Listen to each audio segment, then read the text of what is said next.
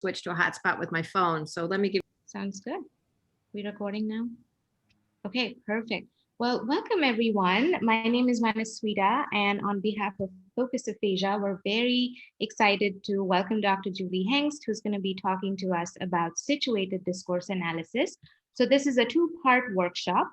Today is the first day, and the second part of the workshop will take place on May 27th at the same time, so 1 p.m. Eastern. Just a couple of announcements before we get started. If you need a letter of attendance for today, please email Dr. Brielle Stark at bcstark@iu.edu, and I'm happy to share her email in the chat soon. Second is Dr. Hengst has shared all the materials for today's workshop on our website, which is focusaphasia.com. And then finally, if you have questions that arise along the way, please feel free to put them in the chat, and I'm happy to read them out to Dr. Hengst as we go along, or you can ask them yourself. We were just talking, this is more of a workshop rather than a talk, so we want it to be as interactive as possible. All right, well, thank you so much again, Dr. Hengst, and thank you everybody for joining in. I will let you take it from here. Thank you. Right, so let me get my slides set up.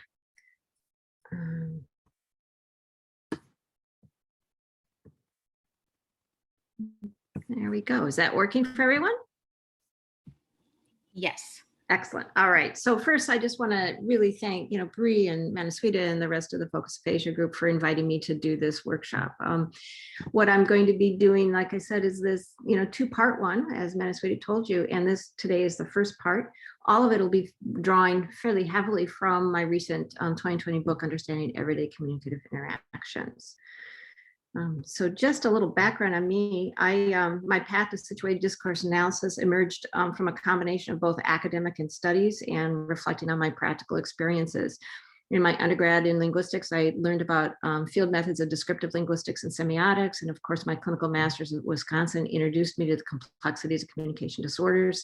And then I did a PhD in speech comm, actually, with Peggy Miller, where I focused on qualitative theories and methods to study everyday interactions, drawing on ethnography of communication, microsociology, ethnomethodology, discourse analysis, social linguistics, cultural developmental psychology.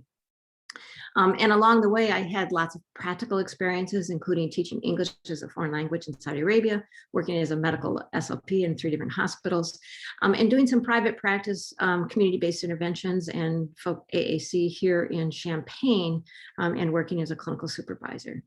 So across all these experiences, even in the most controlled context of classrooms and clinics, I was repeatedly struck by the sheer complexity of everyday interactions and by the need of participants to juggle and even fuse multiple roles moment by moment.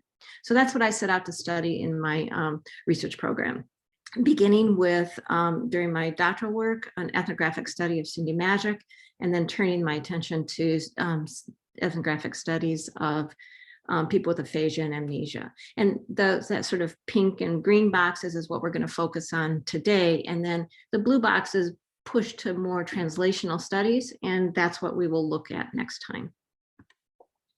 So just briefly, you'll see that the fourth thing on the agenda is a Q&A time. So that's a spot where we'll have a time for a few questions.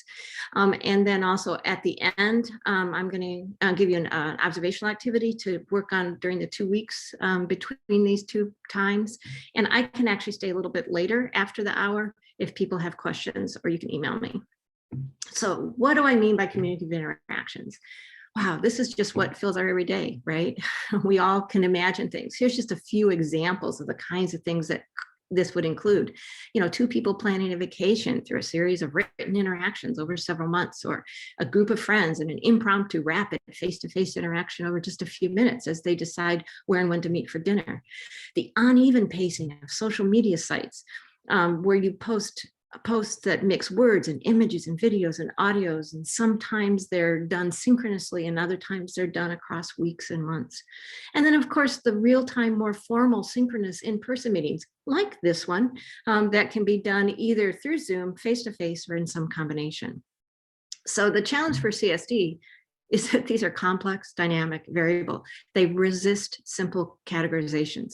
And in fact, many times what people talk about in describing this is there's something about the whole of these interactions that is greater than the sum of the parts. So why do we want to study this? My argument is, research-wise and theoretically, we need to interpret all of our CSD work from how it relates to these kinds of everyday environments. Think about a hearing aid. It's not just so they do better on a hearing exam, but it's so that they can communicate in everyday lives. And in fact, that's the goal of all of our clinical work, is to optimize communication in everyday lives. And it's what our clients tell us over and over they want to get better at. Something that we don't look at quite as much is that it's also the means of our work. As a behavioral field, this is how we assess, treat, counsel clients. We talk with them. It's how we document what we do and write about it. So let's start with discourse. Discourse is a tricky term. Herbert Clark differentiated two broad traditions that can sort of describe what people mean by discourse. One are a collection of product traditions where discourse is a thing, and the other is what he called action traditions, which is where discourse is seen as a process.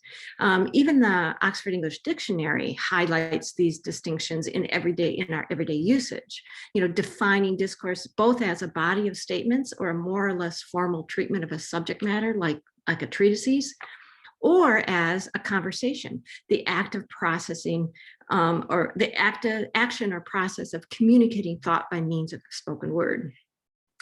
In everyday talk, we have no trouble shifting between these, but for clinical work or for research, we need to be more systematic. So we've looked at the technical usage of discourse in linguistics, and linguistics tends to differentiate language forms from contexts, and discourse then becomes the relationship between language and context.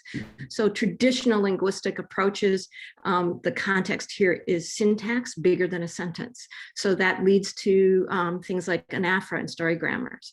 Social linguistics tends to look at things like the geographic locations, the social groupings of people, and that leads to things like looking at national languages, dialects, and registers. And in systemic functional linguistics, discourse points to the semantic pragmatic context, and it looks at how language and language forms can signal speakers and addressees, can reference worlds, and can be packaged in what they would call textually small genres, okay? Across all these, though, language is a relatively closed system that may be augmented or affected by different gestures, actions, and contexts. In contrast, the process side comes from a lot of fields besides linguistics, and it like sociology and anthropology, and it points to communication or language in use as something that unifies texts and context, so we don't keep them separate. And they're unified in the flow of embodied interactions. So this is a way of highlighting social cultural activities, how talk aligns with and shapes what people are doing, and cultural practices, how our ideologies or beliefs about language use and language users shapes what happens in interactions, who gets to talk when and under what circumstances. From this perspective, communication involves semiotic configurations, so verbal plus nonverbal resources that are inextricably bound together in action. This is tricky. I mean, getting a handle on these different traditions often feels like this sort of ambiguous figure that we have seen so many times before. So when you first see this figure, you might see the vase or you might see the two faces, but it's very hard once you've seen one to shift to the other. So this is the same thing. If we've been trained and exposed to the product traditions, it's work to actually shift to the process traditions and vice versa. So with that background, how do I define situated discourse analysis? Together, discourse then is conceptualized as these dynamic communicative processes, not simply the products, and that it may or may not include linguistic forms, right?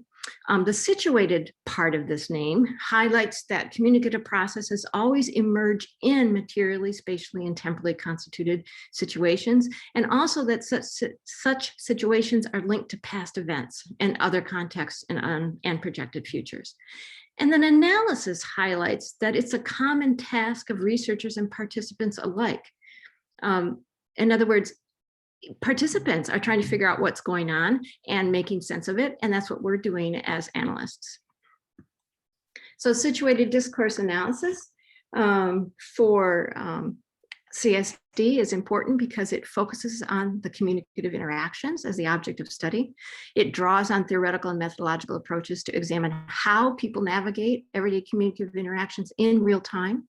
And it aims to describe how people successfully communicate and learn to do so. And it sets us up to translate research findings for clinical practice. It does not focus on populations. It doesn't, it's not easy to set up clinical behavioral profiles from this. It does not focus on particular systems of resources or isolated dimensions of communication like turn taking, eye contact, or etiquette. So let's move on now to talk about, oops, sorry, that was my book that just dropped. Talking about the situated discourse analysis framework. This involves social cultural activities, participation, and communicative resources.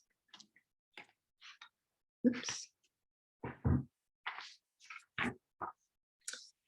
So CSD responds centrally to Delheim's challenge for us to begin with the social matrix. He said, when doing an ethnographic approach, it will not do to begin with language or standard linguistic description and look outward at the social context. A crucial characteristic of the social linguistic approach is that it looks in toward language, as it were, from the social matrix. To begin with language or an individual code is to invite the limitations of the purely correlational approach and to miss much of what the organization of linguistic phenomena. Functions and contexts of use joined together, what structural description by itself may leave asunder. So SDA draws on ethnographic approaches in order to begin with the social matrix. So this chart is in your handout, and it offers guiding questions to help skilled observers, such as clinicians, focus on the whole of communicative interactions. Along the left side, labeling the rows are the three key dimensions I just mentioned: social cultural activities, people's participation, and communicative resources.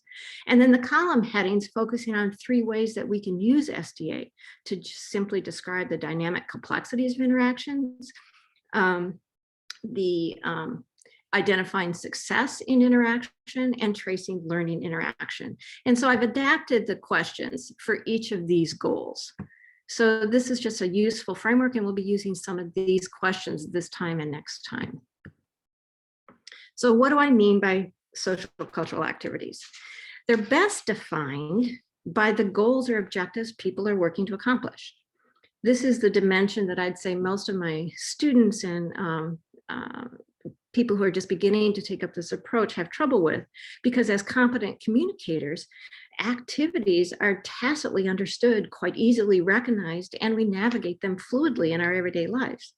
But as researchers and clinicians, we have to do more. We have to systematically name, categorize, and trace how they unfold. So categories can be these bounded, recognizable, and easily named things, like a wedding, a card game, a shopping trip, class meetings, a dinner, a game. These are ones that the goals are quite widely understood. They have recognizable roles people align around, even when they're organized in very different ways. Take, for example, weddings. They all look different, but they all do the same kind of thing. Activities can also be dispersed, less easily recognized, like being a friend, managing reputations, building a professional career. These goals may be clear, but the features are diffuse, and they are always integrated with other activities. Think about passing that anatomy class in grad school is a step toward having a clinical career.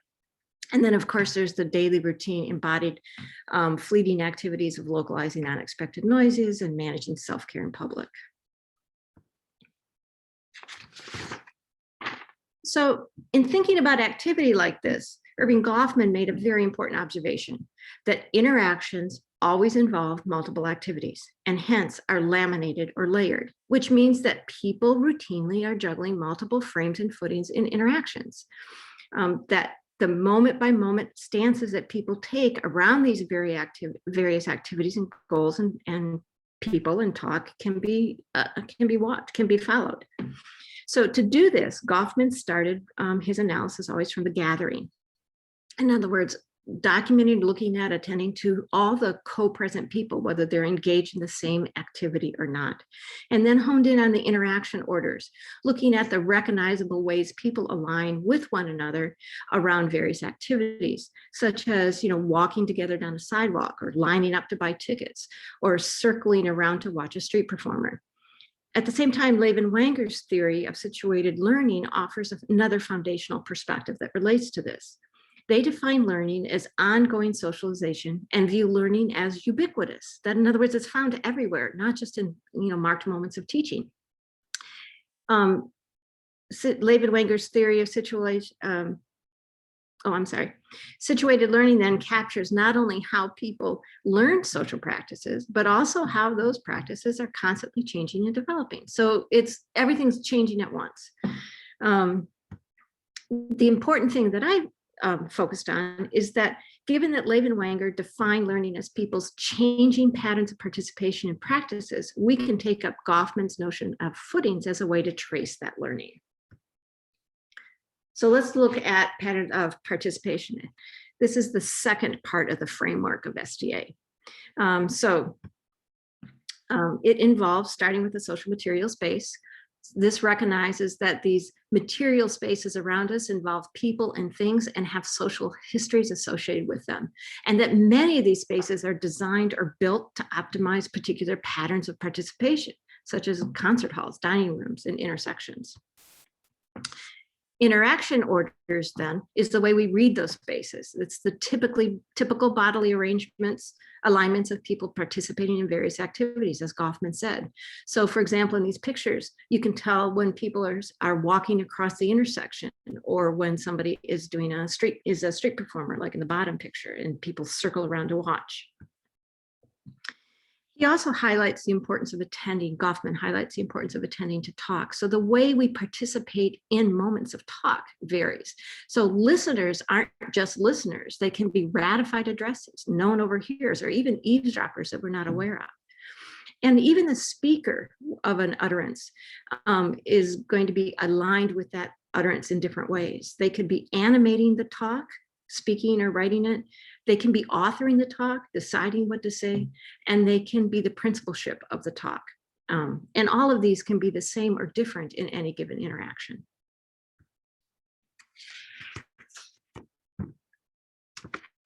So the last one of the three pillars of communicative disorder, of CSD, of situated discourse analysis, sorry about that, is communicative resources. So SDA draws on semiotics to characterize the communicative resources of interactions. Signs are anything that stand for something else, but in situated discourse analysis, we're not looking at these in a vacuum. It's always an interaction. So Peirce observed, for example, that signs always stand to somebody for something in some respect or capacity. And Sebiak defines signs as a sign source that's coupled by a channel to a destination. All of these are somewhat interactional, relational. So sensory motor modalities, as defined by neuroscience, gives us a way to begin to think about the coupling of signs to destinations through channels. And everyone's quite familiar with these, I'm sure, thinking about the visual, oral, tactile, and olfactory kinds of modalities. However, it's important to remember that in use in everyday interactions, even the most system-like codes of resources never appear alone. And so what anchors my definition of communicative resources is this quote by Agha, that even language in use is an array of signs being performed and construed by interactives, of which language is but a fragment of a multi-channel sign configuration. Whew, that's a mouthful, a multi-channel sign configuration. I often use the term orchestration of resources to get to that. This is the key. Okay. Now that we've got some of the basic definitions behind us, let's look at some examples of communicative practices from my data. So this first one was in my actual dissertation study, where I was looking at the pretend game of Cindy Magic, played by my husband and my two daughters. I chose this one because as a novice, I was just learning how to employ ethnographic methods, and this made it logistically easier because I had insider status to this family, but I didn't play the game myself.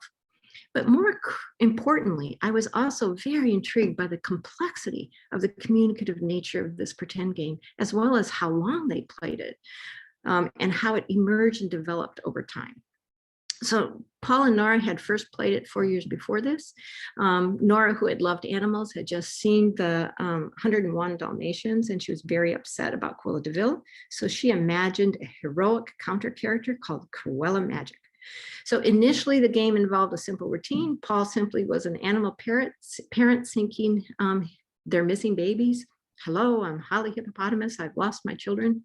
And then Nora, playing Cruella Magic, always had them and returned them safely. The game grew over the next 4 years with more characters and more elaborate plots. And at the time of the research, Nora typically was playing Mary Magic, who was the oldest daughter of Cruella Magic's sister, Cindy Magic. Paul played Mary's younger sister, Elizabeth, and then Anna played the youngest sister, Jane.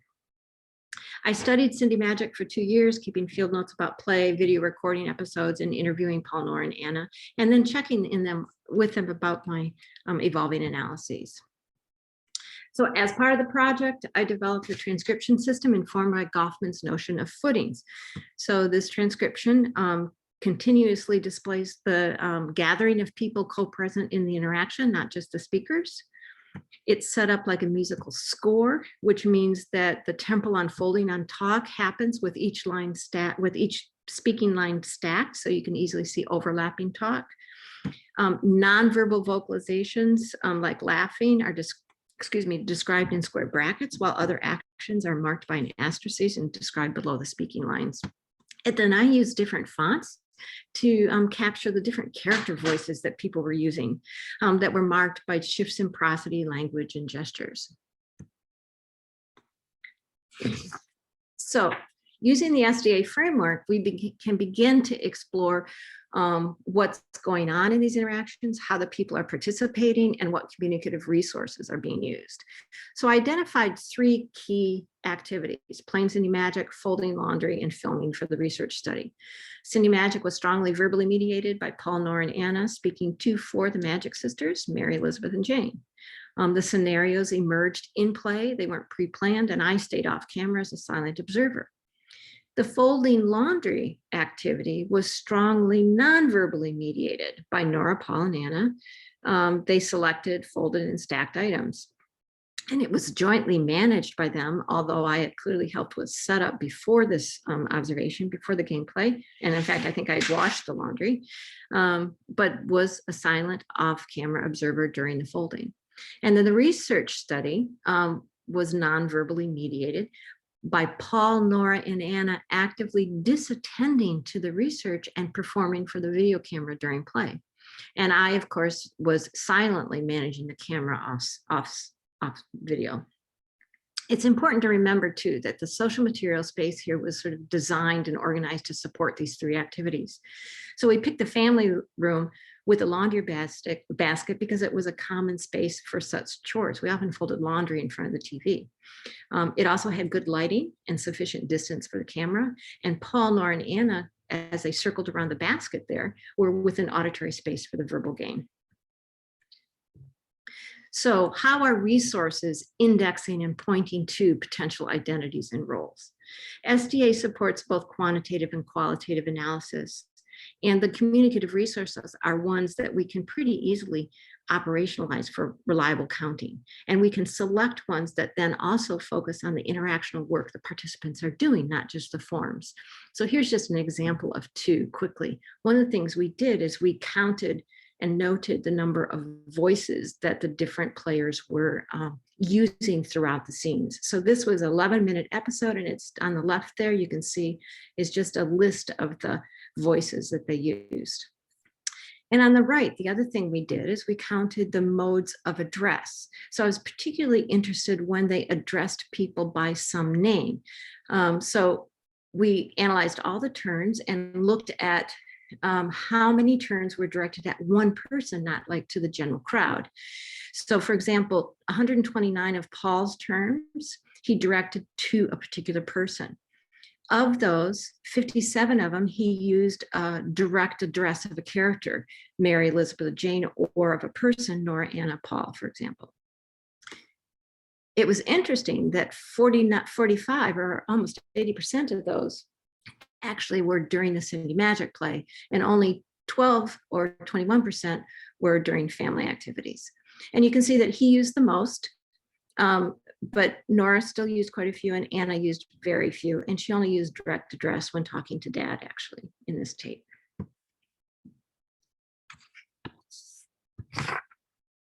So, and of course, other activities emerged.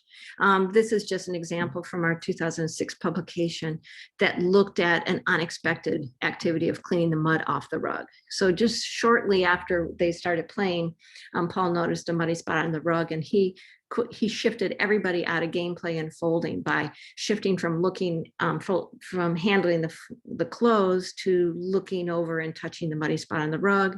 He started addressing Nora and Anna by name, used his dad voice. He asked questions, gave directions, and actually Nora and Anna broadly complied with this, using this break in play and time to clean up to also check in with me about the video camera. When they were done cleaning up the mud, Paul shifted them back quickly, just simply by starting to speak as Elizabeth again and making a note that the noise reminded him of Cruella de Vil. And Nora and Anna jumped into their Mary and Jane roles, and they quickly moved on. Another interesting thing for us is the way they focused on the rug. So when it was muddy, it was our living room rug and had mud on it. When they joined back to the game, it became, they still focused on it, but they repurposed it as the backyard. So they were gathered around as if they're looking out a window at the backyard where Cruella de Vil is. This kind of repurposing of things was very common in interactions. So let's turn our attention now to discourse and aphasia. This was my dissertation study, and I designed it as an ethnographic study to examine the discourse patterns among routine partners managing aphasia. So a couple key things about the design is I recruited people with aphasia and asked them to invite a partner. So the cases were all participant pairs. Another key thing was that I recorded under multiple conditions. So I videotaped everything, including community observations, barrier task sessions held in the clinic, and 4 semi-structured interviews with each pair. Data analysis involved fully transcribing everything and using the transcripts to support coding from the videos and doing a triangulated analysis across the data. I want to look at an example here from Steve's case. Steve was 33 years old at the time and 4.5 years past a severe stroke. He had conduction aphasia and was 100% disabled using SSDI standards. He had been and still was an avid athlete and sports fan, and prior to the stroke, he was working as a physician. He invited his wife as his partner for the study, and full disclosure, I had been working clinically with them prior to the study, providing community-based interventions. So this is his third observation. It's him at a volunteer football game. It's important to note that he had been a volunteer physician in the sports medicine program that supported this team. And even since the stroke, he continued to attend those clinics as an observer.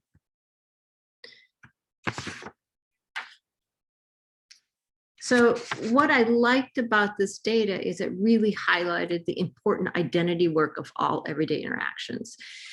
So this was at a high school football game. You know, the social material space people here are probably quite familiar with. It has very specialized areas, the field for gameplay, the specialized spaces for the home team and the visiting team, a ticketed entrance. And all of these are somewhat policed in terms of who can be where. So Steve, though, had privileged access to the home team spaces, to the activities, and to the people. He attended all the pregame activities in the locker room. He watched from the sidelines. He interacted with coaches and trainers. And in fact, he hosted us on the sideline and introduced me to others and told me about the players. But he could no longer practice medicine or attend injured players on the field, and he was no longer an insider to the medical decisions being made. his communicative engagement in these spaces also highlighted different identities. He was an avid sports fan, and he used what I would call a sports fan register, shouting encouragement to players during the game. He also was really interested still in sports medicine. And even though he wasn't a practicing physician, he focused on that. So when there was an injury early in the game, he went down, talked to the people, the trainers, the medics, and came back to report to us what was going on using fairly technical terms. It's looking bad, first thing. They think he broke his tibia, I think he told us, and it went on from there. And he, of course, used these to reflect on his own personal situation, lamenting that he just loved being a physician and he just can't do that anymore. So this next example I want us to look at is from an ethnographic study of potential AAC users on campus. And this was a study designed to support the development of AAC technologies for face-to-face interactions. So in order to understand what people are doing, we looked to those everyday interactions. The case it was also collected ethnographically, so here's some details about it. But the case I want to focus on is Jesse's.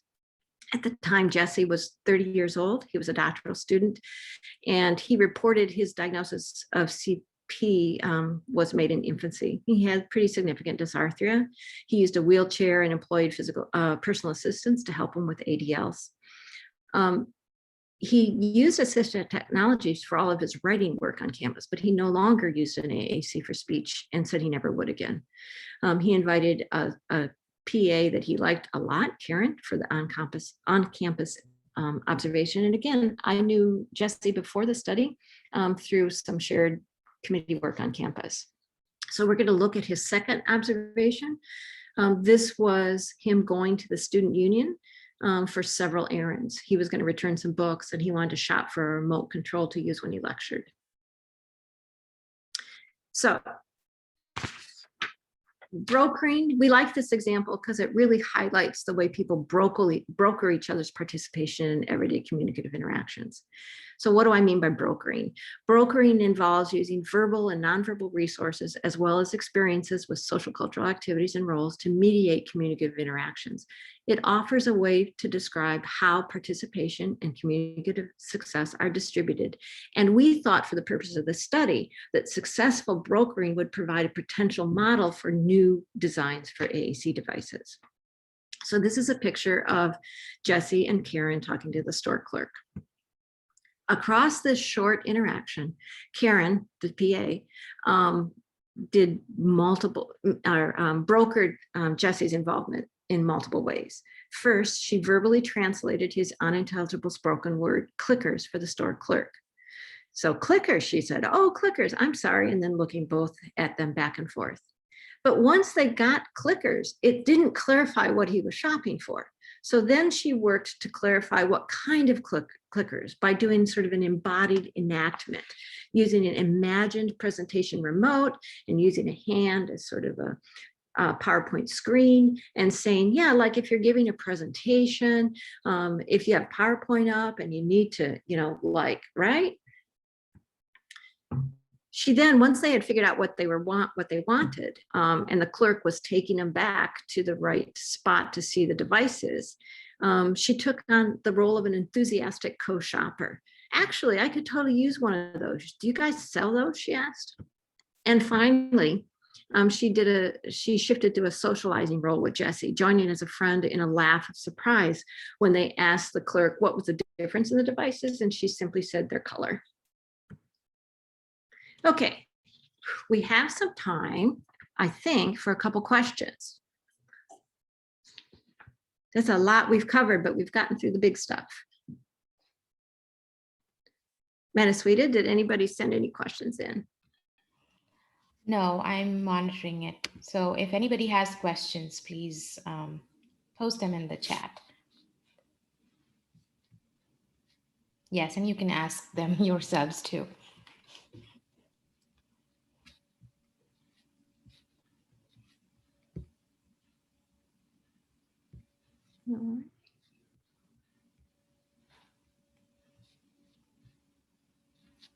All right. Well, if there aren't questions yet, maybe there will be next. So, There are questions coming. oh, are there? Okay. I can read them out to you. Okay, so Miko asks, brokering sounds like using communicative resources to elicit co-constructional help from other participants. Is there a layer of CA to these analyses? That's a great question.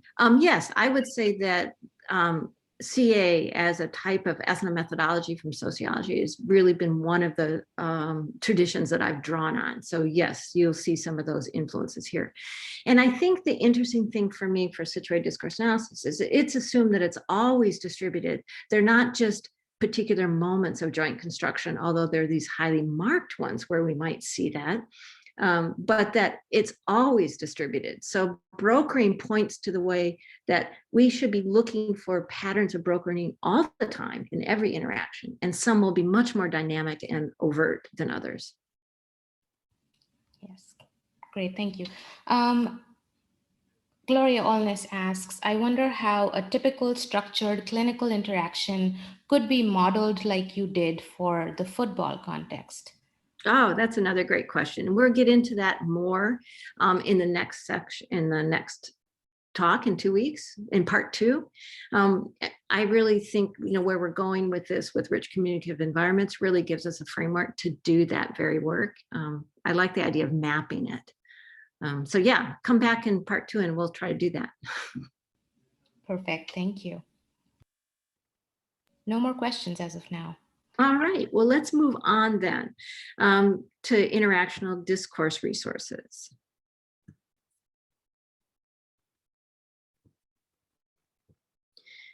So what do I mean by interactional discourse resources? Well, critical to thinking about communicative resources is to thinking about those interactional resources that help people align with one another in social material spaces. So these interactional resources can be everything from the laundry basket that was in Cindy Magic that helped keep people aligned physically with one another, to the football field that was designed to direct a home team and the guest team to other places. Interactional discourse resources then are a very sort of specialized version of interactional resources. These are ones that have recognizable discourse types associated with them that do this interactional work. IDRs are pervasive in everyday interactions. Across the literature, both inside and outside of our field, we find that they're fairly robust. In other words, they're resistant to misunderstandings. And they can be easily operationalized around interactional episodes, so not just by the forms. So the 4 that I'm going to look at here quickly are collaborative referencing, playful episodes, reported speech, and conversational narratives. So the collaborative referencing and verbal play came from the barrier task data. So this, just quickly, these are the 2 studies that I'll be drawing on here. The ethnographic study of discourse and aphasia I already pointed to. Steve's data that we just looked at the football was one of the community observations, and now we're going to look at the barrier task session. And then Melissa's dissertation study also used the same barrier task session design, but looked at patients with amnesia.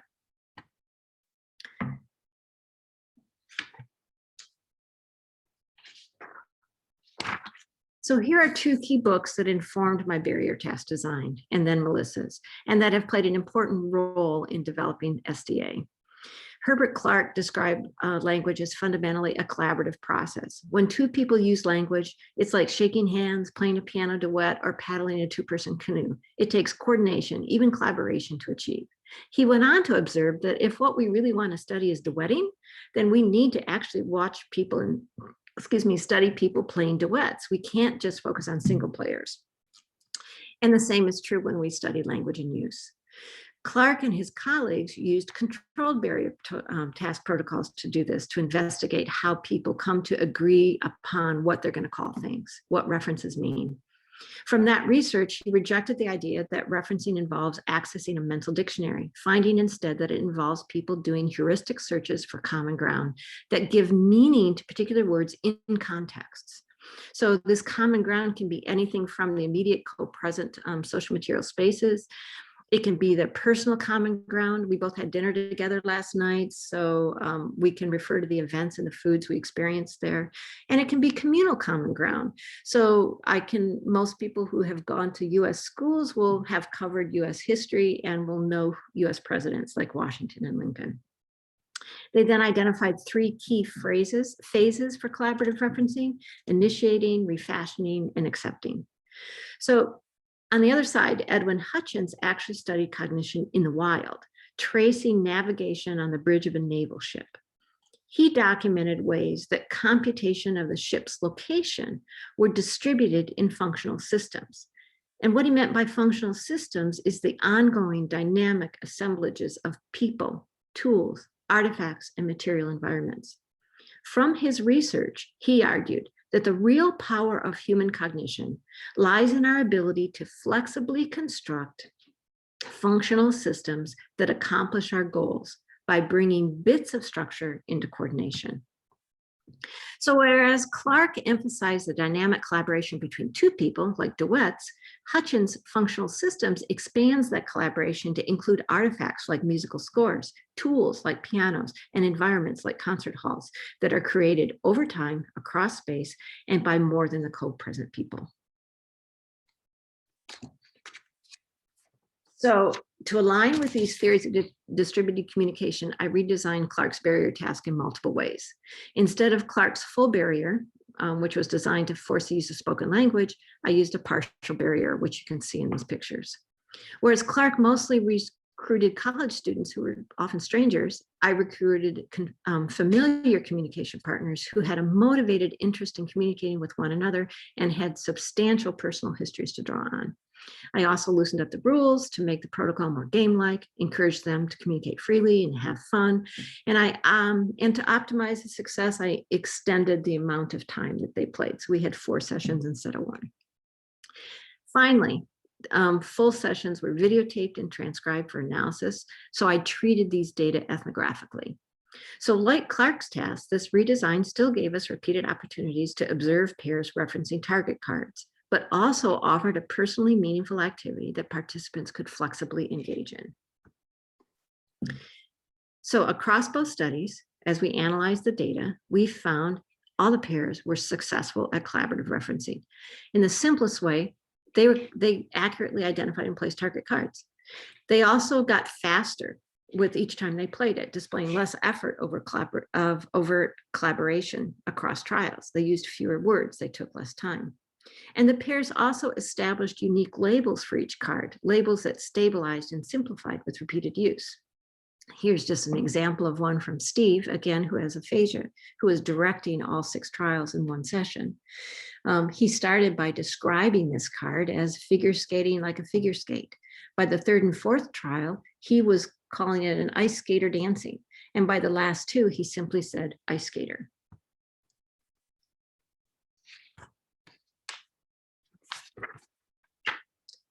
But labels for the cards weren't always verbal. So here's a nice example from Rob and Mary.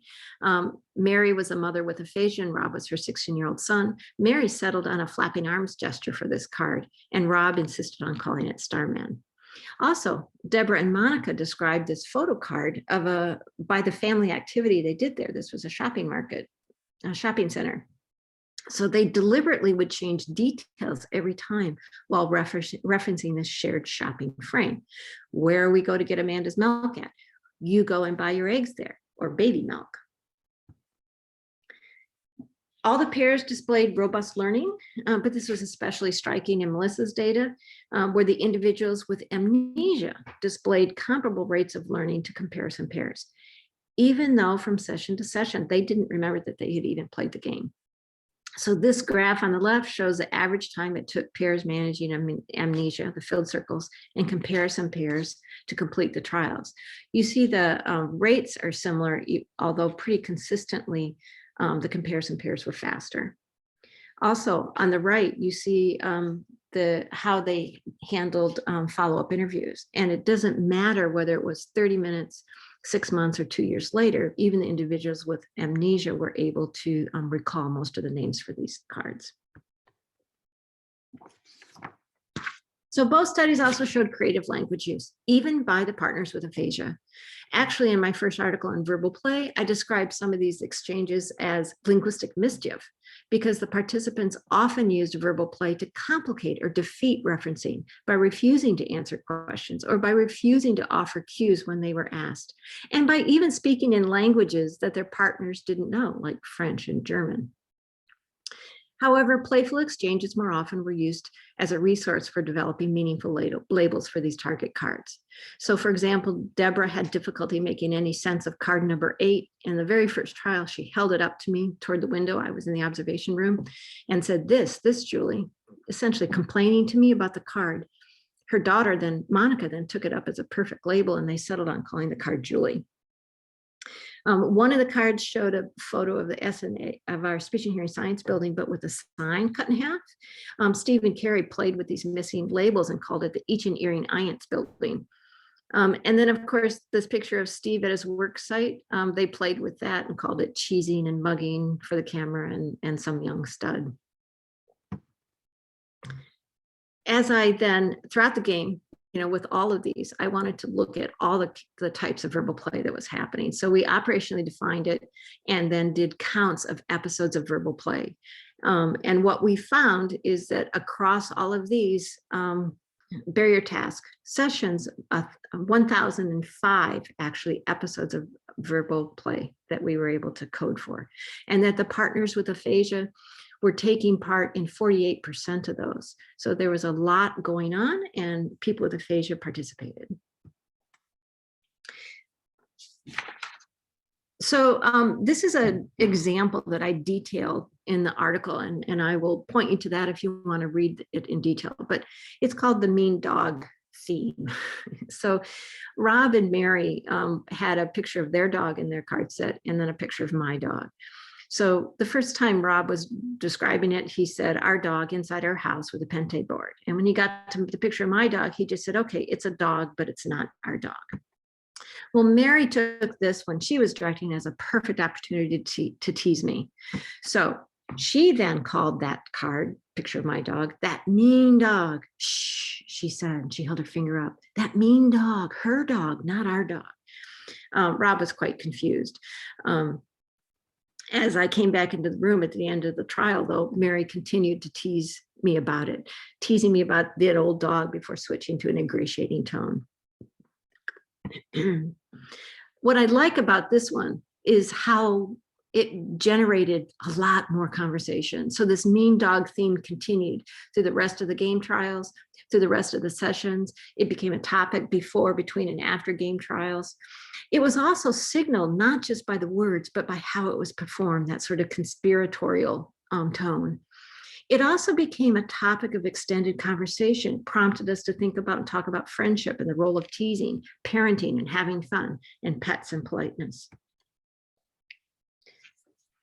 To develop systematic methods of tracing and creating the diverse, complex ways people use IDRs, I drew on researchers like Deborah Tannen and Eleanor Oakes and Lisa Capps.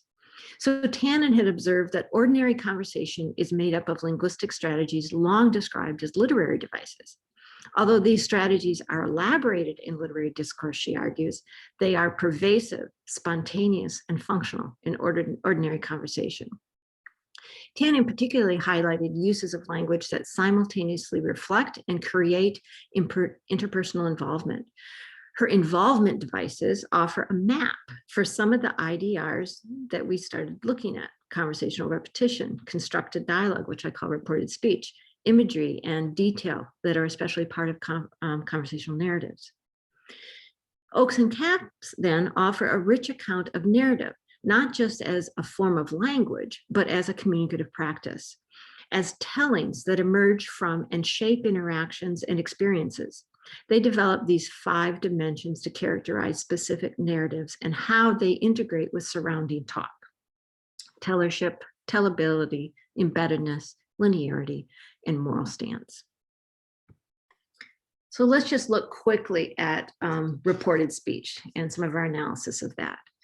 So constructed dialogue or reported speech shifts the speaker frame in order to quote or paraphrase words from another time or place. foregrounding in one utterance, multiple speakers and multiple contexts. I mean, we all know this and we've seen it. Direct reports are like John said, and then a quote, I'll come at 8 o'clock. Indirect reported speech, as John said, that he would be here at 8 o'clock. And then there's blended forms where you set it up like indirect, but then say it with the prosody of the original speaker.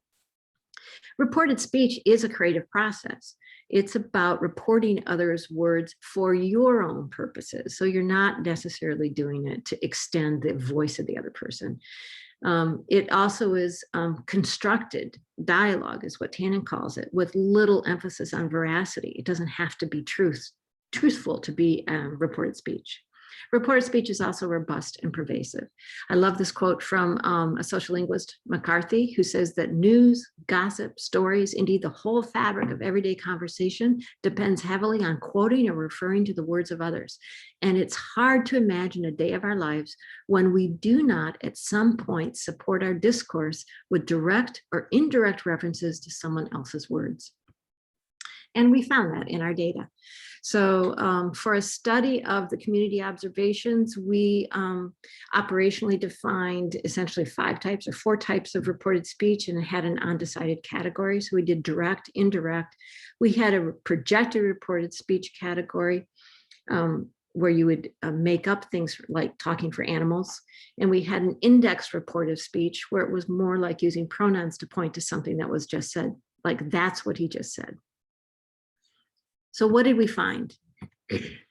509 reported speech episodes in these data. 149 by participants with aphasia, 251 by their partners, and 109 by others. So participants with aphasia were doing at least a third of them that we identified. 25 of the 28 sessions contained reported speech episodes.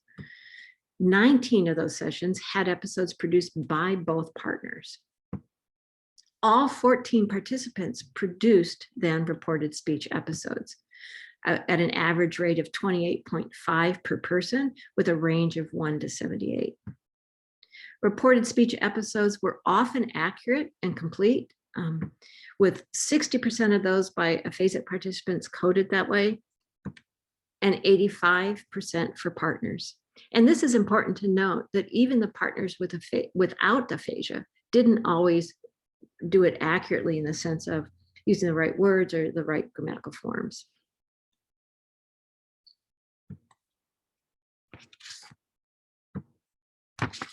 So the last one I want to look at real fast here is conversational narratives. So conversational narratives are fun because they're so pervasive and also because they do so much interactional work. They shift the participation framework from conversational partners to narrative tellers and audiences. They shift the temporal spatial context from the time and place of the telling to some displaced moment of the event of the story. They often then repurpose material context, like we saw with the mud on the rug example in Cindy Magic. Conversational narratives are very creative and come in lots of forms. They can be personal narratives, synopses of books or movies, historical accounts, folk tales, fantastical accounts, and they're pervasive. Oaks and Caps capture the pervasiveness of them this way. Acquired in childhood, personal narrative is ubiquitous, whether in a store, along a road, at work, play, home, or in other community settings. When people are together, they are inclined to talk about events. Those they have heard or read about, those they have experienced directly, and those they imagine. Their talk about such events often takes the form of personal narrative. So this narrative comes from an interview with Ethel and Barney. There's 2 narratives I want to point out to, and it occurred right at the beginning of the interview, and I had just complimented them on how well they had played the barrier task game and had asked them, how do you work together to make the game successful? And then Ethel immediately launched into her, so what I'm calling her, he just gets it narrative. So let's look at the transcript here for a second. The narratives are in red and everything else is in blue. So the very first narrative is Ethel sets it up by saying all the time, then acts out a turn-by-turn past conversation. Say Walmart, and then she points to her husband. And then she points back to herself. what's your name? Oh God, because she couldn't think of the word. Then she points back to her husband. She goes, you, da, da, da, da, da, and points back to herself. Oh, that's right. Then she closes with a nonverbal coda using a filler and a gesturing back and forth gesture between her and Barney. As an active listener, I go on to say, so he understood you, you mean, even when you couldn't get the words out. And Ethel agrees. Ethel, by the way, was the participant who had the highest number of reported speech episodes, 78, that we coded in the data I just showed you. That was higher than even any of the participants without aphasia. Her MLT, though, was only 2 words. So these narratives display how highly animated even short utterances combined with gestures and pointing to the environment can support communicative success, at least with some people. This is another way to think about the highly distributed nature of everyday interaction. Okay, then in turn 18, Ethel emphasizes the uniqueness of Barney's abilities by offering a second and contrasting narrative. Again, it's presented all in one turn, and Ethel announces the speaker she is reporting, Mom. And then she acts out her mother's response, bending forward. I don't understand, she says. Then she offers a comparative evaluation by indicating Barney and reusing her back and forth hand gesture. I again verbally recast her gesture. He just gets it, and Ethel agrees. All right, so we have time now to talk about briefly the observation activity and then maybe for a few questions. So what I'm going to ask you to do and bring for next time is to start exploring IDRs and everyday interactions.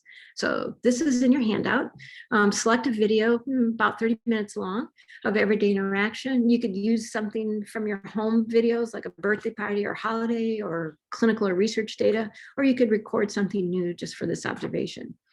Watch the video through once to begin to describe what's going on here, what are people's patterns of participation, and what communicative resources are being used. Then review the descriptions of IDRs presented here in part 1, focusing on the last 3, verbal play, reported speech, and conversational narratives. And if you have trouble finding the articles cited here and want to read them, just email me and I'll help you get a hold of them. Then I want you to do a preliminary coding of verbal play, reported speech, and conversational narratives. Watch the video again, stopping to transcribe those episodes, and try to find at least 3 episodes of each.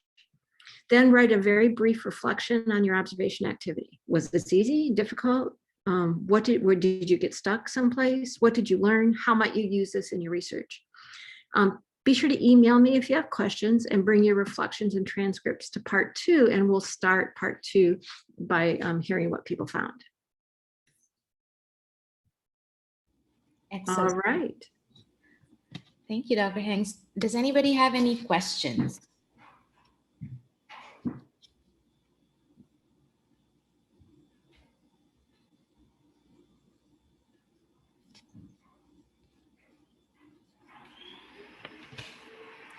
And for those who joined in a little later, just wanted to let you know that all these materials are available on our website, focusaphasia.com, and you can also email Dr. Hengst if you have questions and if you have to go right now. So what we'll be doing next time is taking all of these ideas and this preliminary look at data and your observation at home to start thinking about how this impacts clinical practice. This speaks very much to Gloria's question. And so we'll begin that one by looking first at the role of the clinician as a partner in these interactions, even with our clients, and then we'll jump into what we know about rich communicative environments and look at how we can use those to construct interventions. So that'll be the goal of the next hour.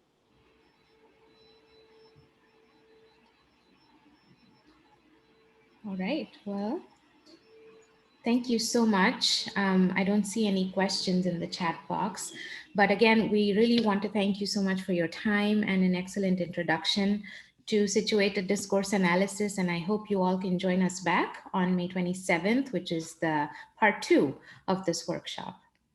Excellent. I hope to hear from you in the meantime. Perfect. All Thank right. you, everyone. Have a nice rest of the day.